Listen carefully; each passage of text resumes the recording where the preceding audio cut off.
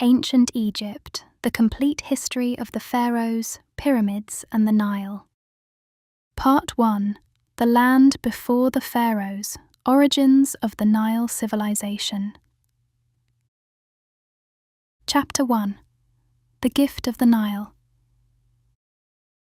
There is a place on this earth where a river gave birth to a civilization, where a single thread of water moving through an ocean of sand made possible everything that would follow: the temples and the tombs, the gods and the god-kings, the pyramids that still stand today as quiet witnesses to the ambitions of a people who believed, with their whole hearts, that they had been chosen by the divine to inhabit the most sacred land in all of creation.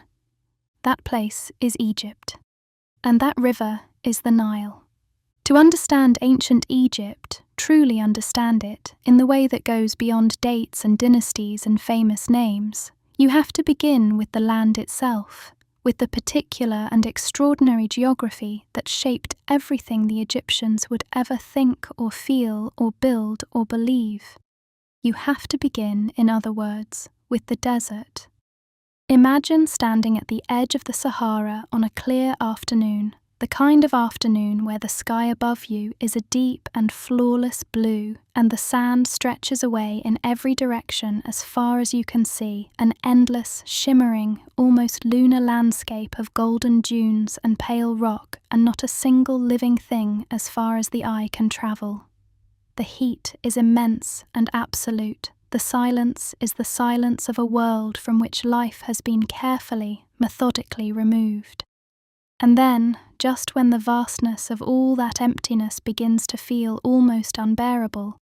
you crest a low ridge of sand, and there below you, cutting through the desert like a wound through dry skin, is a ribbon of green so vivid and so unexpected that it seems almost miraculous, almost like a dream conjured out of the heat and the stillness. A long, lush, improbably fertile valley threading its way through the most inhospitable landscape on the planet, watered by a river that begins its journey thousands of miles to the south and carries with it, in its dark and silty waters, the accumulated richness of an entire continent. This is the Nile Valley. This is the gift. The ancient Egyptians themselves understood, with a clarity that bordered on the mystical, that their survival and their greatness were entirely bound up in the behaviour of their river.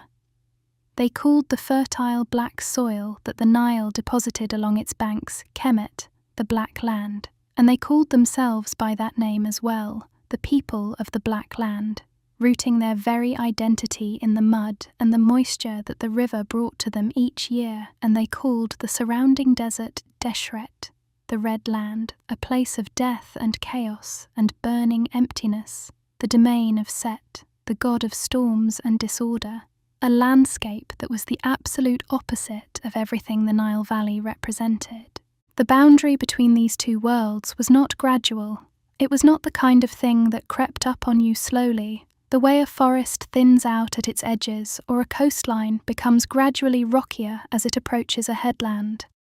In Egypt, the boundary between life and death, between the Black Land and the Red Land, was a single step.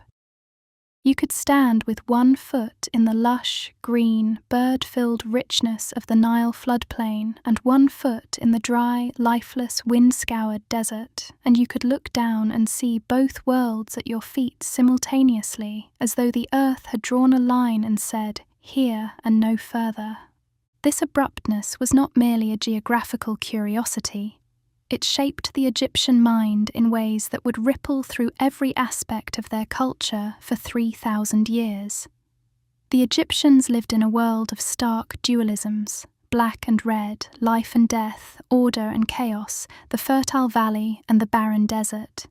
And this fundamental experience of living at the edge, of knowing that survival was always just one step from its opposite, gave their civilization a particular intensity of purpose, a particular urgency in the face of mortality that expressed itself in everything from their burial practices to their theology to the sheer, almost desperate grandeur of their architecture.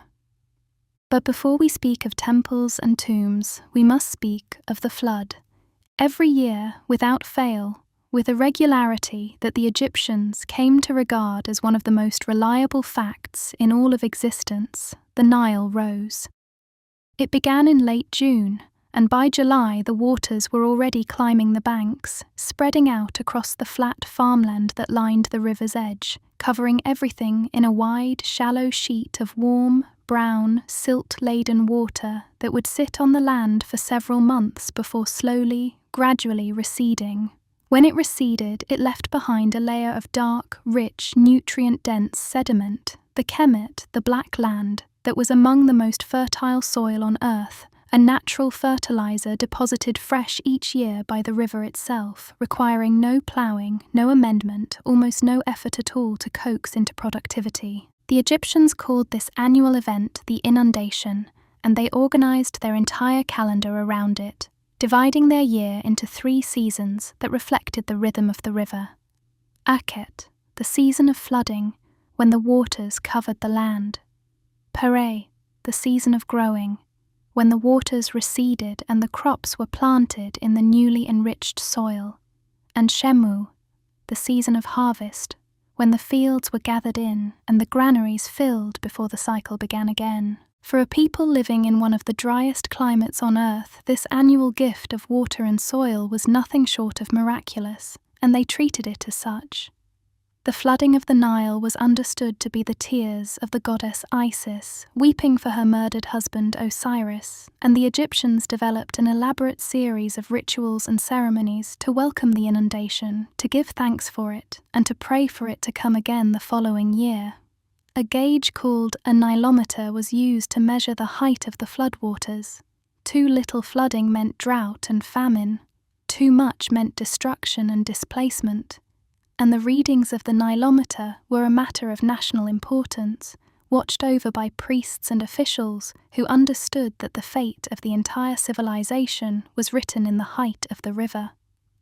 There was also the matter of the river's directional strangeness, a quirk of geography that deeply influenced the way Egyptians understood and organized their world. The Nile flows from south to north, from the highlands of Central Africa down to the Mediterranean Sea, which meant that in Egypt, south was upstream and north was downstream. The prevailing winds, meanwhile, blow from north to south, from the Mediterranean inland, which meant that if you wanted to travel upstream, against the current, you simply raised a sail and let the wind push you. And if you wanted to travel downstream, you lowered the sail and let the current carry you. The river, in other words, was a 2-way highway, effortlessly navigable in both directions, and this made it the single most important transportation route in the ancient world, a fact that would have profound consequences for the unification and governance of the Egyptian state. The Egyptians, who were very much attuned to these directional flows, developed a vocabulary of orientation that was rooted entirely in the river.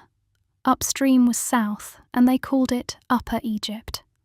Downstream was north, and they called it Lower Egypt.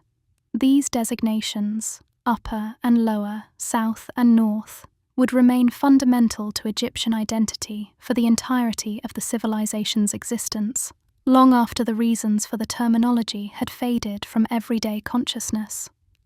The Nile also gave Egypt something that its neighbors in the ancient Near East often lacked: security. The desert on either side of the river valley was simply too vast and too inhospitable to traverse easily with an army, which meant that Egypt was, for most of its history, remarkably well protected from invasion. The Sinai Peninsula in the northeast was the most vulnerable point. It offered a passable land route for armies coming from the Levant. But even here, the terrain was difficult enough to slow an invader considerably. And to the south, the Nile itself became impassable at a series of rocky cataracts, natural barriers that effectively closed the river to navigation and created a formidable southern frontier. This combination of gifts, fertile soil, reliable water, navigable highways, and natural defenses, made the Nile Valley one of the most advantageous pieces of real estate on the ancient earth, and it is no surprise that human beings discovered this and began to take advantage of it many thousands of years before the first pharaoh was ever crowned. Chapter 2: The First Egyptians. Long before there were temples or tombs, long before there were pharaohs or priests or hieroglyphs carved into limestone walls, long before any of the things we associate with ancient Egypt had come into being, there were people living along the banks of the Nile, and they were doing what human beings have always done: hunting, gathering, fishing, learning, adapting, slowly building the accumulated knowledge and social complexity that would eventually, after many millennia, give rise to one of the world's great civilizations. The story of these earliest Egyptians is a story that unfolds over an almost incomprehensible span of time, not centuries but tens of thousands of years, and it is a story that we can only read imperfectly through the fragmentary evidence left behind in the soil. Stone tools and animal bones, pottery shards and burial sites, the occasional flash of ochre pigment on a cave wall that tells us someone, somewhere, once looked at the world around them and felt the urge to make a mark. The earliest human presence in the Nile Valley stretches back hundreds of thousands of years, to the long eons of the Paleolithic period, when the ancestors of modern humans were still learning to shape stone into tools. The Sahara, which today is the largest hot desert in the world, was not always the barren waste it has become. It passed through periods of relative humidity, known as the African Humid Period, or the Green Sahara, when the landscape was dotted with lakes and grasslands and supported a rich diversity of wildlife. During these wetter periods, hunter-gatherer communities spread across the region in greater numbers, following the herds and the water sources as they moved across the land. But around 10,000 years ago, the Sahara began its long, slow drying, and as the grasslands retreated and the lakes shrank, people were pushed toward the remaining water sources and toward the Nile. This movement of peoples into the Nile Valley accelerated during the Neolithic period, roughly 7,000 to 10,000 years ago, and it was during this era that the first truly settled communities began to appear along the river's banks. Communities of people who had learned not just to hunt and gather, but to plant and harvest, to herd animals, to stay in one place long enough to build permanent structures, and accumulate the kind of social complexity that eventually, over many generations, becomes something we might recognize as a society. Among the earliest of these settled communities that archaeologists have been able to study in any detail are the people of the Badarian culture who inhabited a stretch of the Nile Valley in Upper Egypt, in the south, around 6,000 years ago, and whose traces were first discovered by excavations in the early 20th century. The Badarians were farmers and herders who grew wheat and barley, kept cattle and sheep, and buried their dead in oval pits lined with matting or animal skins, often accompanied by grave goods, pottery vessels, ivory combs, cosmetic palettes, that suggest not only a belief in some kind of afterlife, but also the beginnings of social stratification. The idea that some individuals warranted more elaborate burial treatment than others. The presence of grave goods in Badarian burials is one of those small but deeply significant details that tells us something important about the people who left them behind. To bury someone with objects, to take the time and the care to prepare items to accompany the dead on whatever journey lies ahead, is to believe, on some level, that the dead will need those objects, that there is somewhere to go and something to do when life as we know it has ended. The Badarians, in other words, were already asking the great questions, already reaching for meaning in the face of mortality, and the answers they were constructing, the rituals, the beliefs, the careful placement of pots and combs in the graves of their loved ones, were the very distant ancestors of the elaborate funerary theology that would one day produce the pyramids. After the Badarians came the Naqada cultures, three overlapping phases of pre-dynastic Egyptian society that unfolded between roughly 4,400 and 3000 BCE, and that represent the most formative period in the emergence of Egyptian civilization. The Naqada period saw extraordinary changes in the complexity and scale of Egyptian society, changes that unfolded gradually over centuries, but that add up, in retrospect, to a transformation of almost revolutionary proportions. The earliest Naqada communities were small agricultural villages scattered along the Nile, not dramatically different from their Badarian predecessors. But over time, over many generations of gradual social evolution, some of these villages grew larger than others, and the larger ones began to exert influence over the smaller ones, drawing them into networks of trade and tribute and political obligation that were slowly but unmistakably beginning to resemble something like a state. The pottery of the Naqada period is among the most beautiful of the pre-dynastic era, and it tells us a great deal about the world its makers inhabited. The earliest Naqada pottery features geometric patterns painted in white on a red background. Elegant, abstract designs that suggest a culture with developed aesthetic sensibilities and plenty of time to devote to the making of beautiful things. Later, pottery begins to include figurative images, boats sailing on the river, rows of dancing figures, animals both domestic and wild, scenes of hunting and ceremony and celebration that give us our first glimpses of a world coming into focus. Among the most significant developments of the Naqada period was the emergence of long-distance trade.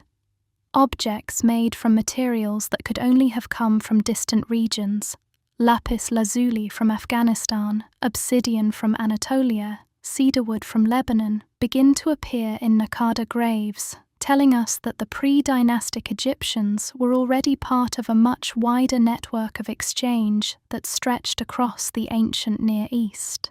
This trade brought not only exotic goods, but also ideas, new technologies, new artistic styles, new ways of thinking about the world. And it is possible, some scholars believe, that contact with the already sophisticated civilizations of Mesopotamia may have provided some of the sparks that ignited the Egyptian drive toward statehood and writing. The people of the Naqada period were also beginning to develop what would become one of the most distinctive features of Egyptian civilization: an elaborate and deeply felt relationship with death. Their cemeteries grew larger and more elaborately organized over time. Their graves grew more varied in their contents and in the care with which they were prepared.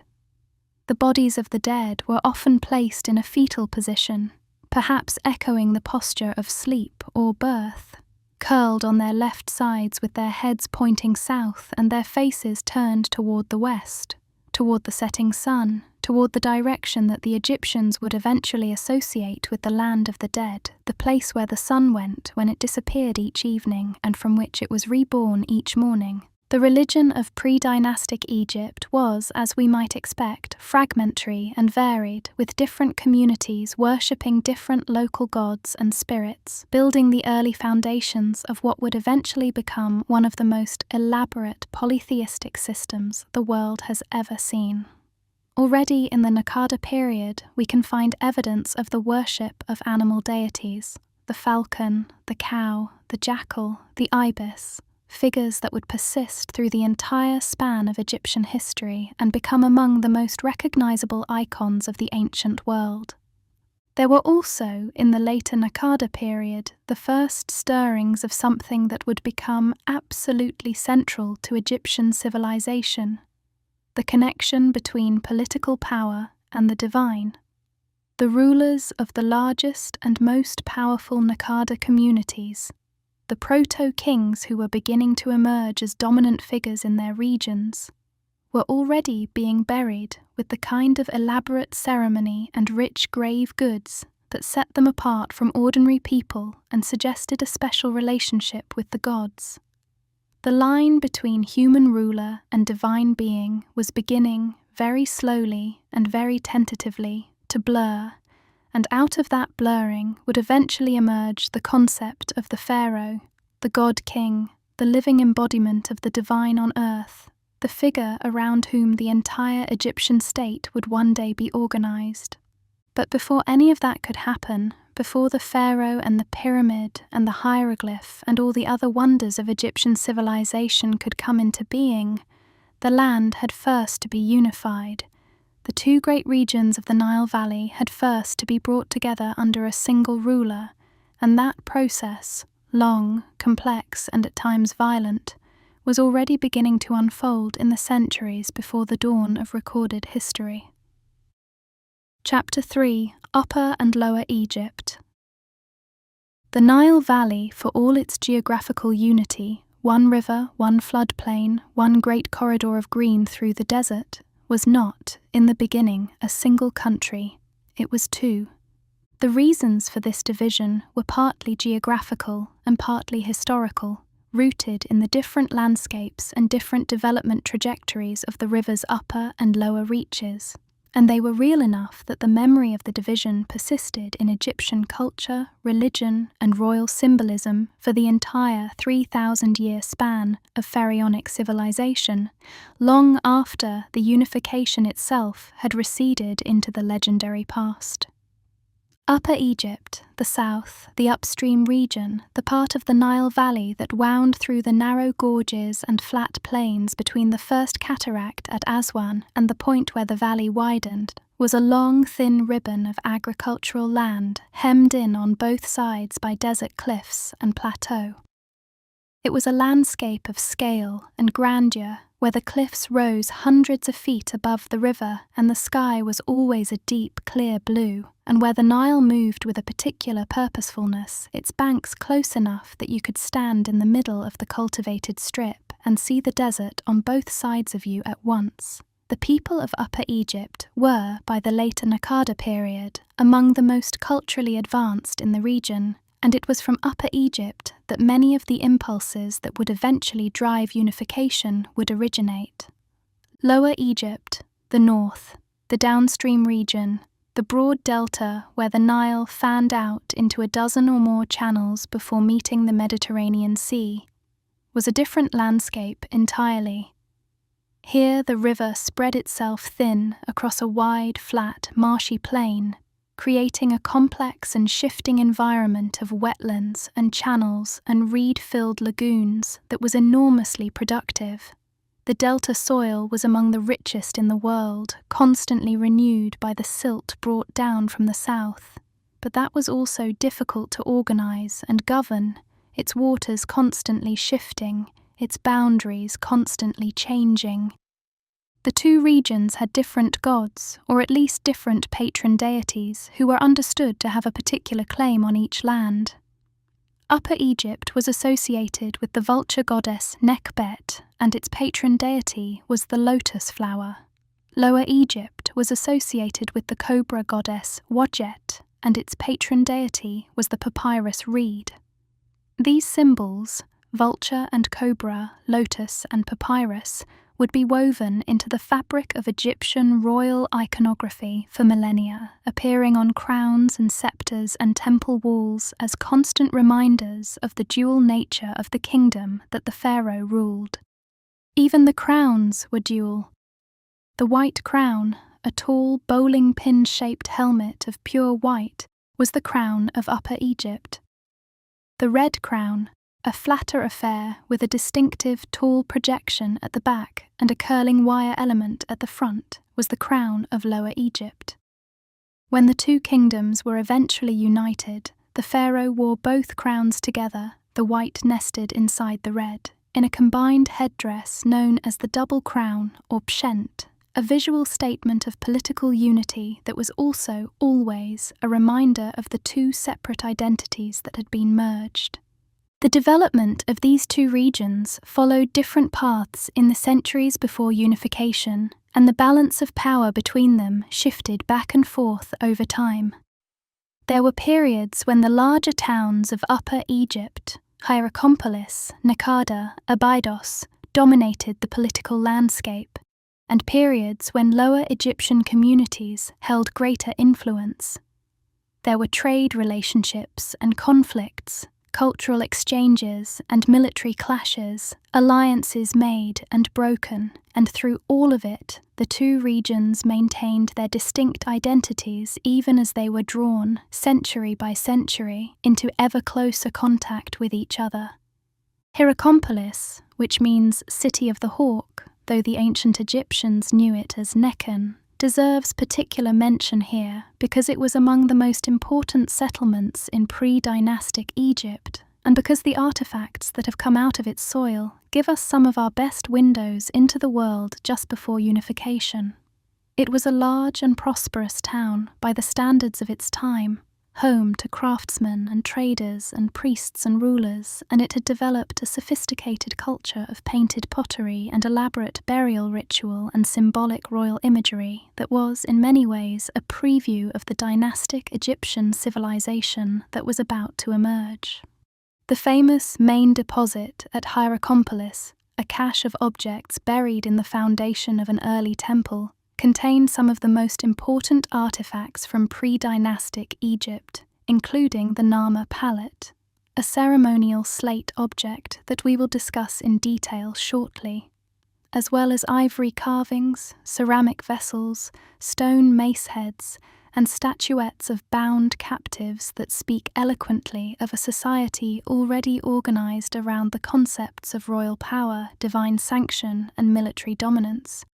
What we can say with some confidence about the period immediately preceding unification is that it was a time of consolidation, of smaller political units being absorbed into larger ones, of local rulers being subsumed by regional powers, of the political map of the Nile Valley slowly simplifying from a patchwork of dozens of small chiefdoms to something more like two competing kingdoms, one in the south and one in the north, facing each other across the boundary where the Nile Valley met the delta. The process of this consolidation was not, we should understand, a peaceful one. The grave goods of the later Naqada period include an increasing number of weapons, maces, bows, knives, and the imagery on pottery and ceremonial objects becomes increasingly focused on themes of combat, conquest, and the subjugation of enemies. This was a competitive world, a world in which the strong absorbed the weak and the successful ruler was one who could not only manage his own territory but extend his reach into his neighbors' lands, demanding tribute, imposing authority, and gradually building the kind of large-scale political organization that would eventually become the pharaonic state. And somewhere in this turbulent, competitive, rapidly evolving world, there lived a series of rulers who are almost entirely lost to us now. Men who wielded real power and left real marks on the world, but who hover just at the edge of history, just beyond the reach of our documents and our records, known to us only through the objects they left behind, and the traces of their existence that archaeology has managed to pull, with great care and patience, from the sand. These are the Scorpion Kings. Chapter 4. The Scorpion Kings.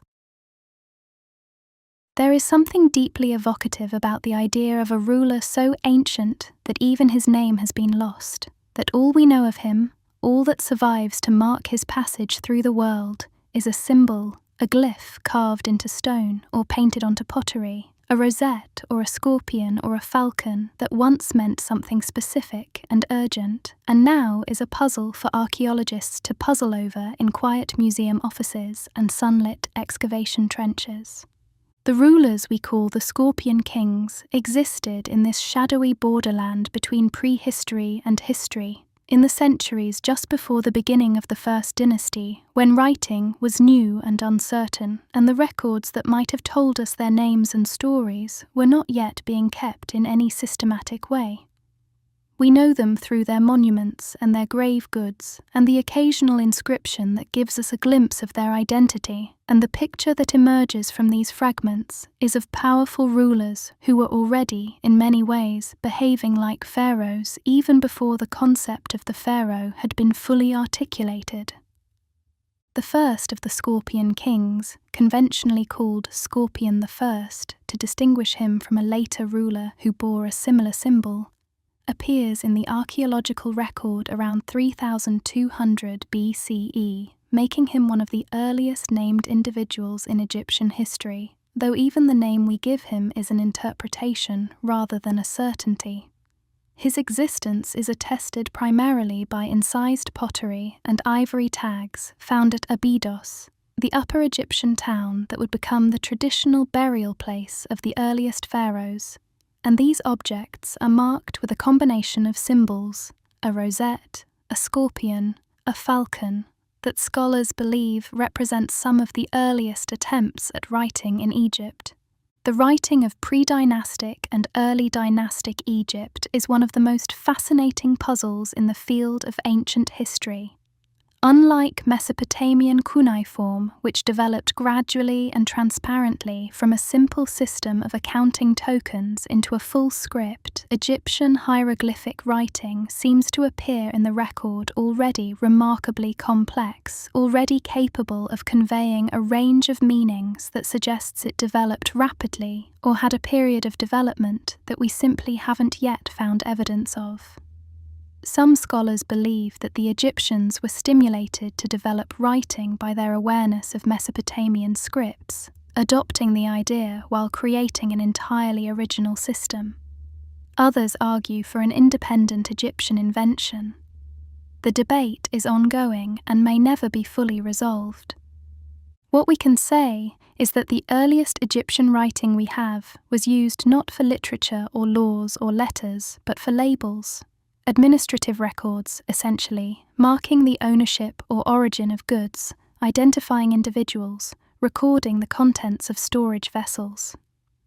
Writing, in its Egyptian infancy, was a tool of economic management, of the kind of record-keeping that became necessary when a society grew large enough and complex enough that memory alone was insufficient to keep track of all its transactions. The fact that the objects associated with Scorpion I are among the earliest known examples of Egyptian writing places him right at the dawn of recorded history, which is a remarkable thing to contemplate. Here was a man, powerful enough to have elaborate grave goods prepared for him, important enough to have his name, or at least his symbol, inscribed on objects distributed across his domain, who lived at the very moment when the long, silent, unrecorded prehistory of humanity was beginning, painfully slowly, to give way to the age of documents and records and history in the conventional sense. Of the life and deeds of Scorpion I, we know almost nothing. We can make educated guesses based on the objects found in his tomb at Abydos, Tomb UJ as it is known in the archaeological literature, which was one of the largest and most richly furnished burial chambers of its era, containing wine jars imported from the Levant, hundreds of small bone and ivory labels, and various other goods that speak of a man of considerable wealth and authority. The tomb itself, with its multiple chambers and its evidence of complex funerary ritual, suggests that the person buried there was already being treated with something approaching royal ceremony, that the idea of the ruler as a being set apart from ordinary humanity, entitled to an extraordinary departure from this world, was already taking shape. The second Scorpion king, Scorpion II as scholars call him, is better attested and perhaps more dramatically documented, thanks in large part to one remarkable object, the scorpion macehead. A macehead was a ceremonial weapon, a stone or faience head mounted on a wooden shaft, and in the pre-dynastic and early dynastic periods, maceheads were among the most important symbols of royal power. The scorpion macehead, found in the main deposit at Hierakonpolis, is a piece of worked limestone decorated with carved scenes that are among the most detailed and sophisticated images from the pre-dynastic period, depicting what appears to be a royal ceremony of some kind, a ritual connected, perhaps, to the inauguration of a canal or the beginning of the agricultural season. The central figure of the scene is a ruler wearing the white crown of Upper Egypt and holding what appears to be a hoe, performing some kind of ceremonial agricultural act while surrounded by fan-bearers and other attendants. Above this ruler, among the hieroglyphs that frame the scene, is a rosette and a scorpion, the symbols that have been associated with the Scorpion Kings, giving us our clearest image of one of these shadowy pre-dynastic rulers engaged in the kind of ritual activity that would remain central to royal Egyptian practice for thousands of years to come. The image on the scorpion mace head is a window into a world on the verge of transformation. Here is a king, or a man who is about to become a king, or a man who understands himself to be a king, even though the institution of kingship as Egypt would come to know it has not yet been formally established, performing a ceremony that places him at the center of the agricultural and religious life of his community, acting as the mediator between the divine and the human, the one through whom the blessings of the gods flow into the world of ordinary people. This is already, in essence, the logic of the pharaoh. We do not know with certainty what became of Scorpion II, or how his reign ended, or whether he was the direct predecessor of the man who would eventually accomplish the unification of Egypt. The historical record at this period is still too fragmentary, too full of gaps and uncertainties, to allow us to construct a clean narrative. What we can say is that by the time we reach the very end of the pre-dynastic period, Egypt was ready, socially, economically, politically, and perhaps psychologically, for the step that was about to be taken, the step that would transform a collection of competing kingdoms and chiefdoms into a single unified state ruled by a single king who was also, in the understanding of his people, a god. Chapter 5. The Unification of Egypt, Narmer and the First Dynasty. And so we come, at last, to the moment that Egyptologists conventionally use as the starting point of Egyptian history proper, the unification of Upper and Lower Egypt under a single ruler, an event that took place around 3100 BCE, and that is commemorated on one of the most important objects ever produced by the ancient world. That object is the Narmer palette. It is a relatively modest thing to look at, in physical terms. A flat piece of grey-green siltstone about 64 centimetres tall, shaped something like a shield, its surface carved in low relief on both sides with a series of scenes whose meaning scholars have been debating for well over a century. It was found in the same main deposit at Hierakonpolis that yielded the scorpion macehead, buried with other ceremonial objects in the foundation of an early temple. And when it was first excavated in 1898 by British archaeologists James Quibble and Frederick Green, it immediately attracted the attention of the scholarly world because it was clearly something exceptional, a document of historical importance from the very dawn of Egyptian civilization. The Narmer palette is thought to be a commemorative object, not an everyday cosmetic palette for grinding pigment as its shape might suggest, but a ceremonial version of such an object, made to be dedicated to a god and to commemorate a specific event or series of events of royal significance. And the events it commemorates appear to be nothing less than the conquest of Lower Egypt by a king of Upper Egypt, the act of unification itself, or at least the military campaigns that made it possible. Let us spend a moment with this remarkable object because it repays careful attention. On one side of the palette, the central scene depicts a large male figure wearing the white crown of Upper Egypt. Already we are in familiar territory, raising a stone mace over his head in the classic gesture of royal domination, about to bring it down on a kneeling captive whom he holds by the hair.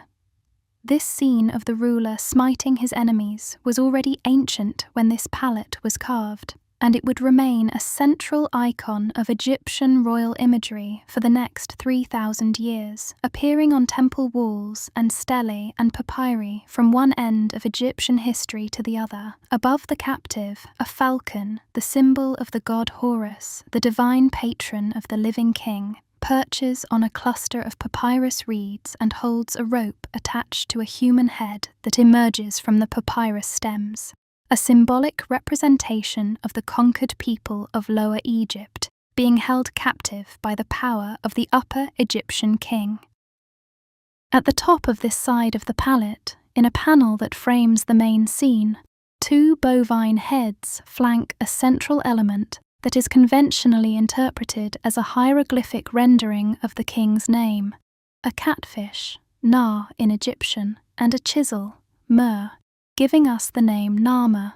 the man traditionally identified as the first pharaoh of a unified Egypt, the man who is sometimes equated with the legendary Menes mentioned by later Egyptian king lists and by the Greek historian Herodotus as the founder of the Egyptian state.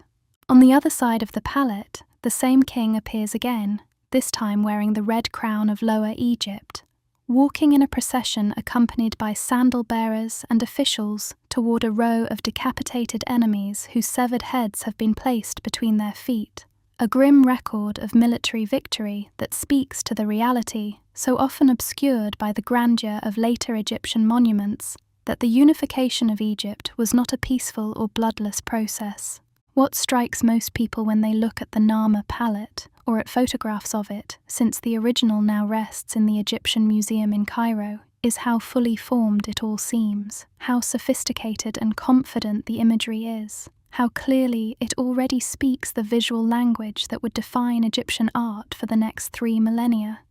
The hierarchical scaling, the combination of profile and frontal view, the clear symbolic vocabulary, the use of registers to organize different scenes. All of these elements that we recognize as characteristic of Egyptian artistic style are already present, already fully developed on this object from the very beginning of Egyptian history.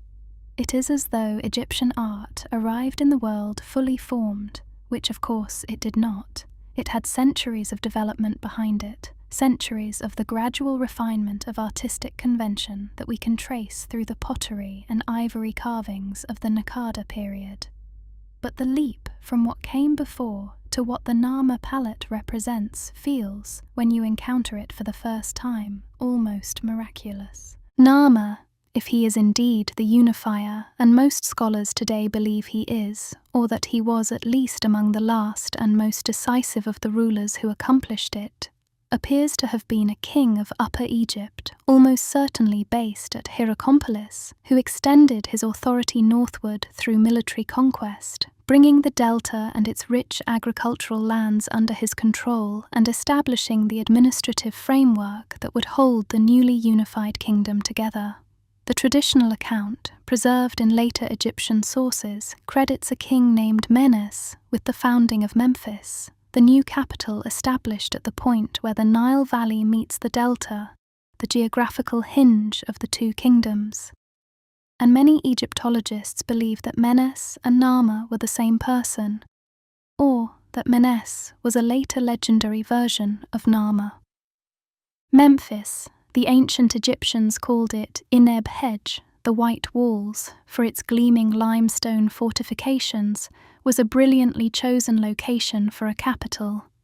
It sat at the apex of the delta, equidistant from Upper and Lower Egypt, in a symbolic if not strictly geographical sense, and its position gave the ruler who lived there control over the point where the river valley narrowed into the delta, the natural choke point through which all river traffic had to pass. From Memphis, a king could look south toward the long ribbon of Upper Egypt and north toward the broad, fertile lands of the delta, and he could credibly claim to rule both. The founding of Memphis was not merely a practical administrative decision, but a deeply symbolic one, a statement that the new unified kingdom was not simply the expansion of Upper Egypt, but something genuinely new, something that transcended both of the kingdoms that had preceded it. And Narmer, or Menes if you prefer the name that later tradition gave him, understood this, because everything we know about his reign suggests a man who was conscious of the symbolic dimension of political power, who understood that ruling Egypt was not just a matter of military conquest, but of making the conquered people feel that they belonged to the same order of things as the conquerors. The creation of the double crown was part of this. The incorporation of both the white crown and the red crown into a single royal headdress was a statement about inclusion, a visual argument that the new king was not the king of Upper Egypt, who had happened to conquer Lower Egypt, but the king of both, the ruler of the combined Black Land, the person in whom the two ancient halves were united and reconciled. The unification is also reflected in the religious policy of the early dynastic period. Narmer and his successors were careful to honor the gods of both regions, the vulture goddess of the south and the cobra goddess of the north, and to present themselves as legitimate rulers in the eyes of the divine beings who protected each part of the kingdom. This religious pragmatism, this understanding that political legitimacy was rooted in divine sanction, and that divine sanction had to be actively cultivated and maintained through appropriate ritual and ceremony, was one of the most important legacies of the unification period, and one of the keys to understanding why Egyptian civilization was so remarkably stable for so long. After Narmer, the first dynasty continued with a series of kings whose names we know from inscriptions and from the royal tombs at Abydos, where the earliest pharaohs were buried in increasingly elaborate underground chambers that were the direct predecessors of the later pyramids. These kings, Aha, Jer, Jet, Den, Anajib, Semoket, and Ka, are largely shadowy figures to us, their reigns documented only in fragments, their personalities and achievements known only through the objects buried with them and the inscriptions carved on the administrative labels that accompanied the goods flowing in and out of the royal administration. But the world they ruled was already recognizably the world of ancient Egypt. The administration of the kingdom was organized around a central royal court with a hierarchy of officials and scribes. A national system of taxation and labor conscription was developing, drawing the agricultural surplus of the Nile Valley into the hands of the state and allowing the state to undertake increasingly ambitious building and organizational projects. The temples of the gods were being established and endowed, creating a priestly class with its own interests and its own considerable influence. And the ideology of the divine king was being elaborated and refined, expressed in an increasingly sophisticated iconographic vocabulary that placed the pharaoh at the center of the cosmic order, the linchpin around whom the world turned. The unification of Egypt was not a single moment, but a process, and like all processes, its beginning is somewhat arbitrary, a matter of where we choose to start the story.